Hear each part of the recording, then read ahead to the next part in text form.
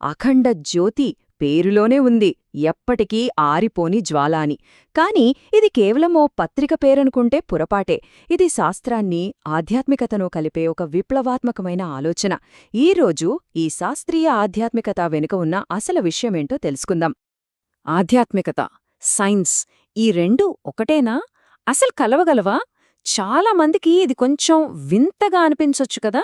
నమ్మకం వేరు, తర్కం వేరు అని అనుకుంటాం. కానీ ఒకవేళ ఈ రెండింటినీ కలపగలిగితే? ఈ ప్రశ్నే మన ఈరోజు అన్వేషణకు పునాది.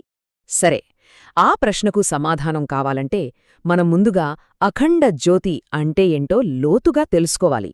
ఎందుకంటే శాస్త్రీయ ఆధ్యాత్మికతకు మూలం ఇదే. అఖండ జ్యోతి అంటే ఎప్పటికీ ఆరిపోని జ్వాల. పేరుకు తగ్గట్టే ఇది గుడ్డి నమ్మకాలను ప్రోత్సహించదు, ఫలానాది చెయ్యమని చెప్పదు.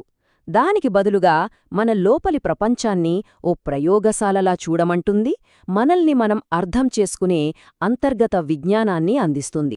దీని కథ 1938లో మొదలైంది. కాని ఇది కేవలం ఓ పత్రికగా ఆగిపోలేదు. ఆల్ వరల్డ్ గాయత్రీ పరివార్ అనే ఒక పెద్ద ప్రపంచ ఉద్యమానికి గొంతుకైంది. మరి ఆ ఉద్యమం లక్ష్యమేంటి? సింపుల్, శాస్త్రీయ ఆధ్యాత్మికత అనే సాధనతో మనిషి చైతన్యంలో ఒక పెద్ద మార్పు తీసుకురావడం. మరి ఇంత పెద్ద లక్ష్యం వెనుక ఎవరున్నారు? అసలు ఈ ఆలోచన ఎవరిది? ఎందుకీ అవసరం వచ్చింది? ఈ ప్రశ్నలకు సమాధానం తెలుసుకుందాం. ఆయనే పండిత్ శ్రీరామ్ శర్మ ఆచార్య. ఆయన్ని కేవలం ఒక ఆధ్యాత్మిక గురువు అంటే సరిపోదు. ఆయనొక జర్నలిస్ట్, స్వాతంత్ర్య సమరయోధుడు, ప్రాచీన గ్రంథాలు చదివిన పండితుడు, అన్నింటికి మించి ఒక స్పిరిచువల్ సైంటిస్ట్. ఈ విభిన్న కోణాలే ఆయన ఆలోచనలకు అంత పదును పెట్టాయి.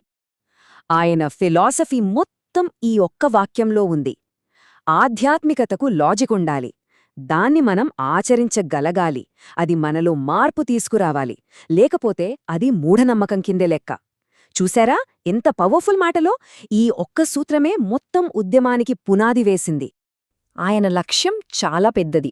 ప్రాక్టికల్, స్పిరిచువల్ సైన్స్తో ఈ 21వ శతాబ్దపు ఆలోచనా విధానానికి సరిపోయే ఒక కొత్త మతాన్ని, అంటే ఒక జీవన విధానాన్ని స్థాపించాలని కలలు కన్నారు. లక్ష్యం బాగుంది, కాని దాన్ని సాధించడం ఎలా? ఆచరణలో పెట్టే ఆ సైన్స్ ఏంటి? ఆ పద్ధతులేంటో ఇప్పుడు చూద్దాం. ఇక్కడ గొప్ప విషయమేంటంటే జీవితాన్ని వేర్వేరుగా చూడరు. మన పర్సనాలిటీ, మన ఫ్యామిలీ, మన ఆరోగ్యం, సమాజంతో మన సంబంధం, వీటన్నింటినీ కలిపి చూస్తుంది. ప్రతి దానికి ప్రాక్టికల్ సొల్యూషన్స్ ఇస్తుంది. ఇది లైఫ్కి ఒక కంప్లీట్ గైడ్ లాంటిదన్నమాట. మరి ఈ మార్పు ఎలా వస్తుంది? ఫార్ములా చాలా సింపుల్, కానీ చాలా పవర్ఫుల్. ఫస్ట్, ఆలోచన. ఆ ఆలోచనే అలవాటుగా మారుతుంది. ఆ అలవాటే మన క్యారెక్టర్ని డిసైడ్ చేస్తుంది. చివరికి ఆ క్యారెక్టరే మన డెస్టినీని, అంటే మన భవిష్యత్తును రాస్తుంది. ఇదొక చైన్ రియాక్షన్ అన్నమా. ఓకే, ఇంత పవర్ఫుల్ ఐడియా ప్రయాణం ఎలా సాగింది? కేవలం 500 కాపీలతో మొదలై లక్షల మందికి ఎలా చేరింది? ఆ జర్నీని ఓసారి చూద్దాం రండి. ఈ జర్నీలో ఎన్నో ఒడిదుడుకులున్నాయి. 1938లో మొదలైంది, కాని రెండో ప్రపంచ యుద్ధం దెబ్బకి కాగితం దొరకక ఆగిపోయింది. అయినా పట్టు వదలకుండా కేవలం 500 కాపీలతో మళ్లీ మొదలుపెట్టారు. ఆ సంకల్పమే 1941 నుండి ఇప్పటిదాకా ఈ జ్యోతిని వెలుగుతూనే ఉండేలా చేసింది. మరి ఆ 500 కాపీలు ఇప్పుడు ఎంతయ్యాయో తెలుసా? 10 లక్షలకు పైగా. అవును, 1 మిలియన్ కన్నా ఎక్కువ యాక్టివ్ రీడర్స్. ఈ ఒక్క నంబర్ చాలు ఈ ఐడియాలో ఉన్న పవరేంతో చెప్పడానికి. ఇది కేవలం ప్రింట్కి మాత్రమే పరిమితం కాలేదు. ఇది గాయత్రీ పరివార్ అనే ప్రపంచ ఉద్యమానికి ప్రాణం పోసింది. దాని ఫలితం 100కు పైగా దేశాలు, 4000కు పైగా సెంటర్లు, 10కి పైగా భాషల్లో ఈ ఆలోచన ఇప్పుడు వ్యాపించింది. ఇది నిజంగా గ్లోబల్ మూవ్మెంట్. సరే, ఇదంతా చరిత్ర బావుంది. కాని ఈ రోజుల్లో, ఈ టెక్నాలజీ యుగంలో ఈ ప్రాచీన జ్ఞానం మనకెందుకు? దీని అవసరమేముంది? ఒకసారి ఆలోచిద్దాం. మనల్ని రోజూ తినేసే యాంగ్జైటీ, స్ట్రెస్, వీటికి అఖండ జ్యోతి మనసుని కంట్రోల్ చేసే సైన్స్ని చూపిస్తుంది. మన చుట్టూ ఉన్న కన్జ్యూమరిజం, దీనికి ఇంటర్నల్ స్టెబిలిటీని ఇస్తుంది. మెంటల్ హెల్త్ ఇష్యూస్కి ఎమోషనల్ మాస్టరీని నేర్పిస్తుంది. అంటే ప్రతి మోడర్న్ ప్రాబ్లంకి ఇదొక ప్రాక్టికల్, సైంటిఫిక్ సొల్యూషన్ అన్నమాట.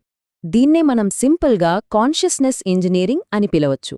అంటే మన చైతన్యాన్ని, మన ఆలోచనల్ని మనకు నచ్చినట్టుగా, మనకు మేలు చేసేట్టుగా మలుచుకునే ఒక టెక్నిక్. ఈ కాంప్లెక్స్ ప్రపంచంలో బతకడానికి ఇదొక పవర్ఫుల్ టూల్ కిట్. చివరిగా ఒక్క ప్రశ్న. ఆలోచనే మన భవిష్యత్తును నిర్మిస్తుంది అనేది నిజమైతే, మనందరి ఆలోచనలు కలిసి ఎలాంటి ప్రపంచాన్ని తయారు చేస్తున్నాయి? మనం ఎలాంటి భవిష్యత్తును కోరుకుంటున్నాం? ఈ ప్రశ్నతోనే ఈ విశ్లేషణను ముగిద్దాం.